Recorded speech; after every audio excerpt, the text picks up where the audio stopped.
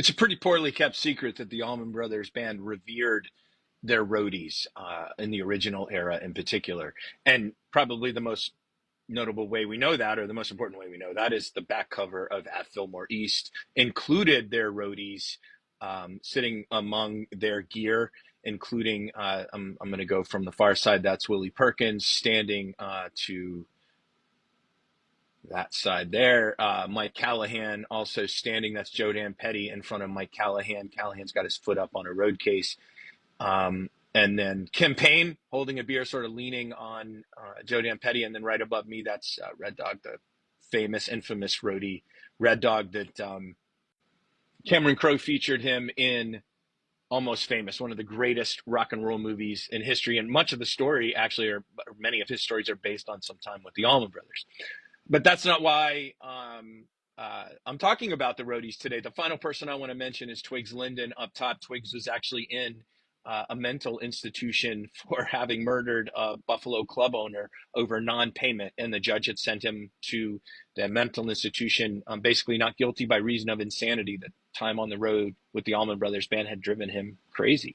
But anyway, that's the roadies. But what I want to talk about actually is Kim Payne here sitting there with the beer in his hand. And the reason why is I think it's really interesting to me that sometime in the middle 20 teens, Kim's name finally shows up in a songwriting credit for Midnight Rider. And that's the story I want to talk about today. This photo Jim Marshall took, famous rock photographer, took right across the street from Capricorn Studios in Macon.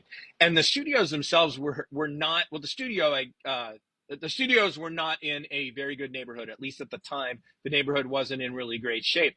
And the band kept their gear in a warehouse right next to the studio, but it was a very unsecure warehouse. So the roadies, when they were off the road, had to stay in the warehouse to protect the gear from anything. According to Gregg's book, Alan Paul's book, Scott Freeman's book, all of them quoting Gregg and or Kim Payne, the story was Gregg got the song down, was struggling at one point. He had the Midnight Rider lyric, and apparently Kim Payne, I'm quoting this from Scott Freeman's book that came out in the 90s. Gregg came down to the warehouse. He was playing and we were doing a bunch of speed, and he kept going on about this Midnight Rider thing. He was having a time with words, and it was actually getting irritating. Apparently, it's Kim Payne who gives Gregg the lyric, "I've gone by the point of caring. Some will bet I'll soon be sharing," which is a really key lyric toward the end of the song. As Gregg wrote in his book, he says, Kim Payne came up with "I've gone by the point of caring," which was exactly what I needed. I've gone by the point of caring. Fuck it. And then, some old bet I'll soon be sharing. I've got another buck and I ain't going to let him catch my ass. And then it's just kind of off to the sunset. That's a Gregg quote. Anyway, Gregg gave Kim a piece of his songwriting credit for giving him that line. But Kim, it was something that I don't know that Capricorn honored Phil Walden or his publishing companies honored. I think Kim over the years had to chase down that, it was a 5% stake in the publishing or something like that. But the reason I wanted to tell the story is, I've always been like, when did his name show up on songwriting credit? And it was like 2015 on a CD release of Idlewild South, which is the song that Midnight Rider was originally on. So if you see, it's Robert Kim Payne. If you see his name listed on songwriting credits, it's because he gave Gregg a really, really killer line from Midnight Rider. Gregg. What I forgot to say yesterday was the reason why I set it all up and said that Capricorn Studios was in a pretty rundown neighborhood. He was guarding the studio, but I forgot to connect why Gregg ended up there. And it was basically Gregg had written the song and loved it and was hot to capture the song on tape. So anyway, Twiggs gets a bass. He gives Twiggs a bass and teaches him the da-na-na-na-na-na, that riff part of the bass line of Midnight Rider. Then he says, I had a 12-string guitar and a bass and a drum. So JMO, somehow he finds JMO and sets it up. And then they go to Capricorn Studios. Or at Capricorn, I don't exactly know what, but they're in this warehouse or the storage area. And what ends up happening is Gregg's afraid he's going to forget the song. Gregg convinces Kim Payne to break into the studio that he was supposed to be guarding so that they could record and lay down a demo of Midnight Rider.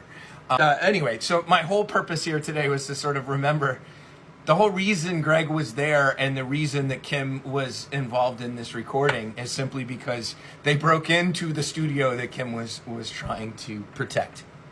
Long live the ABB. Every once in a while, I come across something that is completely new to me in this Allman Brothers story, origin story, etc. And this one is one such example. This is Ron Albert, engineer on um, lots of things at Criteria, but certainly he was the engineer on Idlewild South, and you'll understand why in about 2 seconds when I share this. But this is the origin story of Midnight Rider. Gregg recording it. Did not know until I heard this today on the Criteria Studios Instagram page, and I've shared this video there without any commentary. Did not know that that was recorded in a single take without the band in the room. He was and I'm blown away. I'm blown away. And I'm also blown away. I love Ron, him and his brother. I've seen them talk. I mean, all these people who were affiliated with the Allman Brothers in this era, how they understood the greatness that they were witnessing and capturing either on tape or seeing live, which is just a truism for me as both a fan and as a historian. They mattered a lot to the people around them too.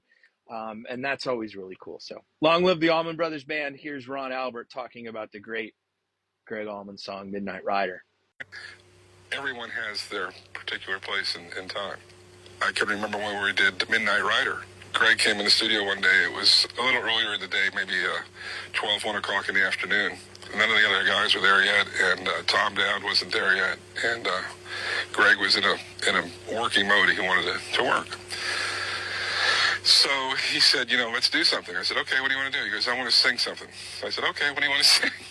He says, I don't know, pick something. So I walked in the control room and I took out the tape box and I put up tape and scrolled it back, and it was Midnight Rider that we were going to work on. So Gregg goes out in the studio, puts his head down, and sings Midnight Rider. And at the end of the song, he picks his head up, he goes, how is that? And I looked to my left, and I looked to my right. There was no one in the control room except me, and I was pushing the talkback button. I said, sounded great.